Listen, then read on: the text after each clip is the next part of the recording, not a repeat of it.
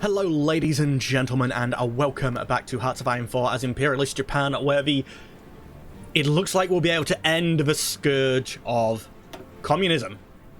The communists in North America are going to be dealt with by Canada and America, and technically speaking, Germany is also helping in on that.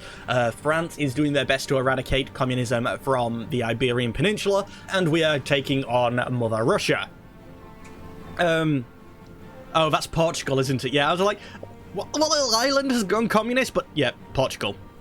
Unfortunately, with Belgium joining the...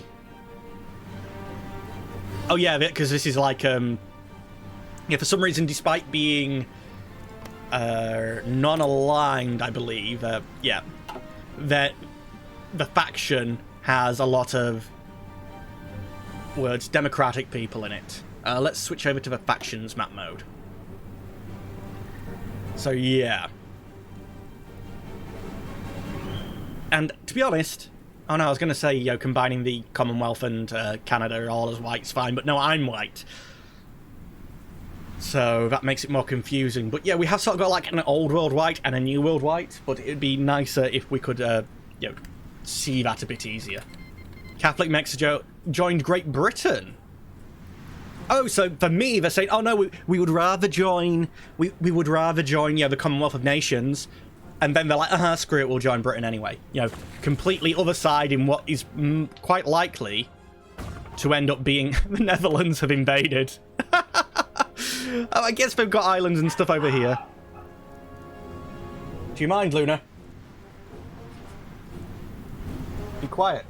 Yes. Sorry.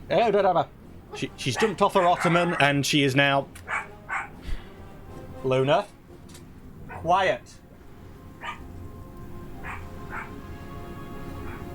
Yeah, she knows when I'm sat here with headphones on, talking to myself on the monitor, but I don't tend to be able to actually, you know, act on my threats with her, like telling her to be quiet, so I'll be back shortly, ladies and gents. Well, the last two times I've started to try and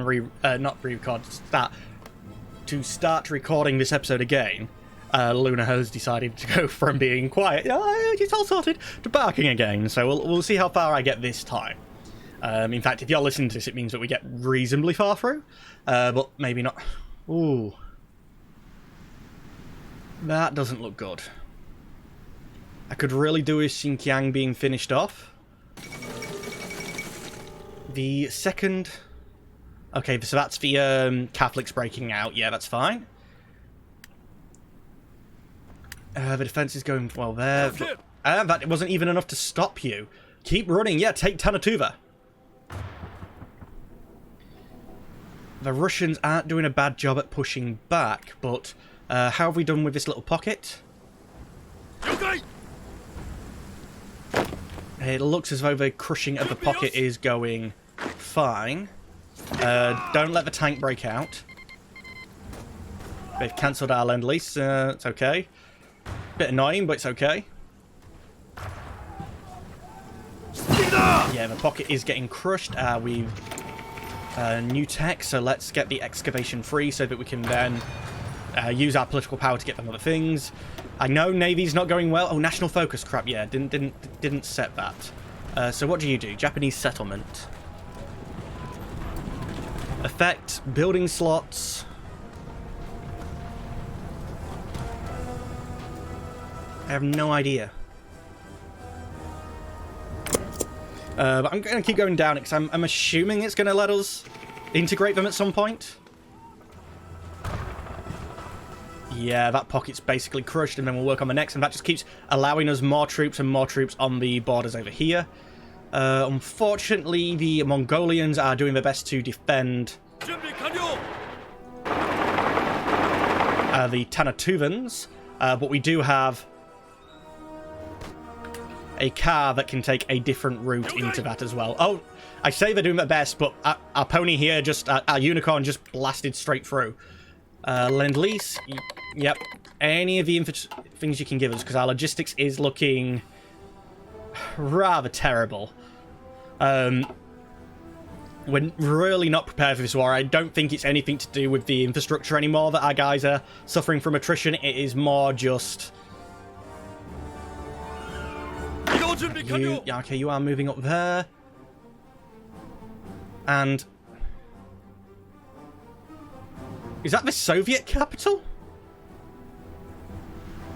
No. Then why is it Soviet colour? Has Xinjiang has their capital in Soviet territory? Okay. Yeah, as we push this line down, we'll be able to consolidate our troops more in different borders, and we should be okay. How's the push forward looking? Wait, did Xinjiang not properly join the faction or something?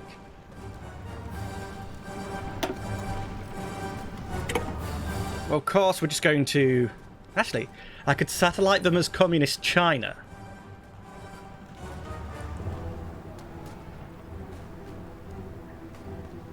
I can't remember whether satellite is a puppet. Japan liberates Communist China and installs a friendly regime, turning them into a puppet state. I believe this will let them use their focuses to improve the land.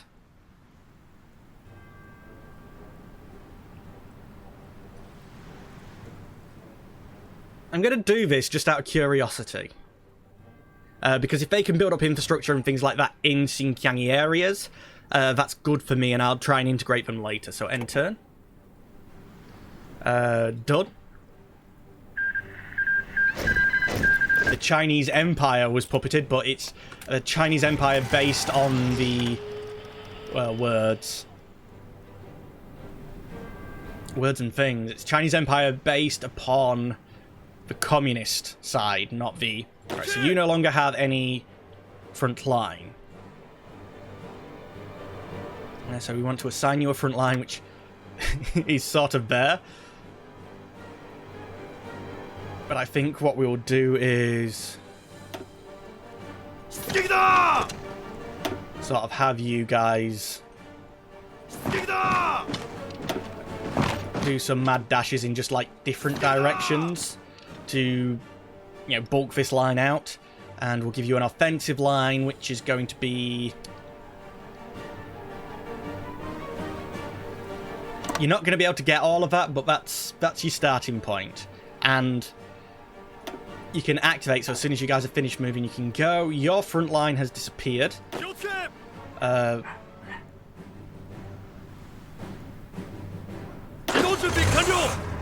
we need to give you a new offensive line, and you're going to try... what? No, halt. And I've just messed up my run towards Tanatuva, haven't I? Let's go for that. You... keep heading up here. You have taken... oh no, you still haven't got to their new capital. I'm assuming it's their capital. It's the only city I can see over here. You know, that might be enough to make them capitulate as well. In fact, let's just double check this. The Chinese-Tanatuvan War. Mongolia is close to capitulation, so I think that might be enough. The Soviet Union. What's the hand mean? Japan has a 45% collaboration in the Soviet Union, reducing the Soviet Union surrender by 13, and will give 45% compliance when the enemy capitulates.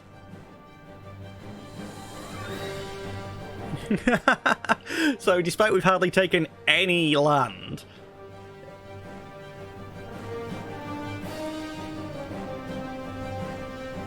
we've reduced them. Yeah, I'm just going to let the the spies keep that up. An operative can be recruited. Oh, China's big enough. Let's see, so we could get a Spanish guy, a Tanatuvan, a Xinjiangian, a Japanese, some Frenchies, and some Polish. Oh, you... escape artist and safe cracker.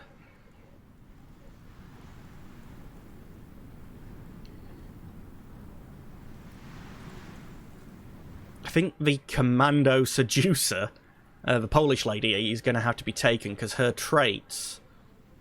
Linguist. This operative is a natural at picking up new languages, increases chance to acquire target nationality upon completion of an operation.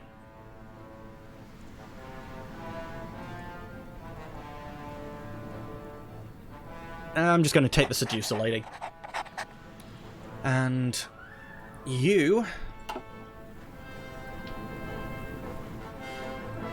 We have a strong thing over here already, but I think what I'm going to do is have you build up a spy network somewhere deeper into Russian territory, just so that we have that there. And you, actually, since you're at 100%, you can make your network quiet now, because it'll maintain, but it won't. It reduces the risk of him being caught.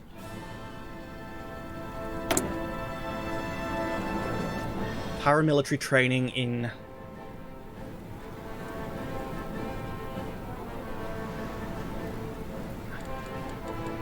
I know I've got things closed, but you'd think they'd pop up again.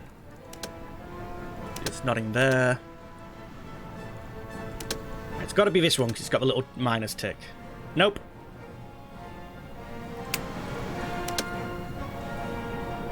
Anti-communist sweep. Yeah, that's fair, but I don't want to do it.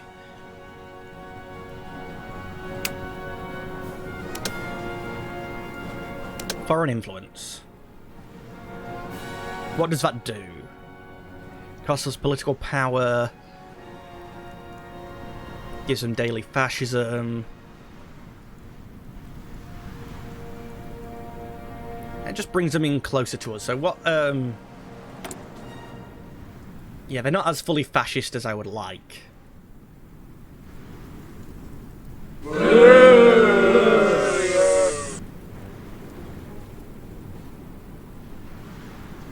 I guess we could do that. Might as well. Oh crap, that means we're not going to be able to do some of the land reforms once we get excavation free. But we'll keep looking into that in the next episode. As always, I'd like to thank you for watching. But unfortunately, that's all the time that we have for today, so I'm going to have to say goodbye. Goodbye.